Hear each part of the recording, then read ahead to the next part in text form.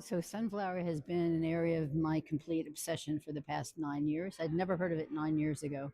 It had really been lost in the medical literature, and kind of we've been focused on that. It's a very poorly understood, very rare epilepsy in which children will be drawn towards the sunlight and will wave their hand in front of their eyes.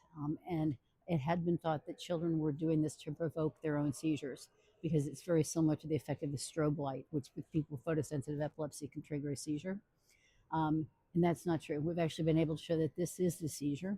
And when we started really trying to understand this epilepsy better, we learned that it's very refractory to our anti-seizure medications. They often don't work. And so there's a real need. And it's impactful. Most of these kids are, other than having these episodes, which can occur hundreds of times per day, are otherwise fine. Neurotypical, very many of them very bright, but it's a very impactful epilepsy. For safety issues, children have walked into the street doing this.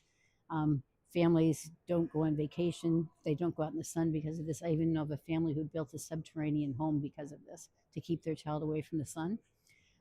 So we actually were able to do a study with Fenfluramine a few years ago in IND and show that Fenfluramine could be effective in treating sunflower syndrome. And what led to that was when we were trying to understand what sunflower syndrome was. There was actually a letter to the editor of New England Journal of Medicine in 1983 by Jean Cardi and Henri Gastaut, describing the effective use of fenfluramine in 3 children with self-induced photostimulated epilepsy. And the first was really met our definition for sunflower syndrome. So we were able to show that that can be quite effective, which is important because, again, most anti-seizure medications are not. We also, through a family with sunflower syndrome, were connected to an optometrist in the St. Louis area who has a history of treating other photosensitive epilepsies with colored contacts. He also had never heard of sunflower syndrome, but now he's treated probably over 60 patients with sunflower syndrome with colored contacts. And we've been working very closely with him because since the medications don't work, if contacts could, it would be quite helpful.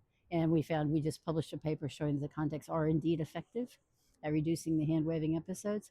It's just that tolerability can be an issue because they're quite dark. They make your iris look large and quite dark. So one of our kids plays the orchestra, has trouble seeing the music. People that use a lot of iPads in classroom, it's very difficult because of the contrast. But it's cool that they can be effective therapy. So if anyone would have told me 15 years ago that I'd be using colored contacts to treat epilepsy, I would have thought they were crazy. And yet today in 2026, we're using contacts to treat epilepsy.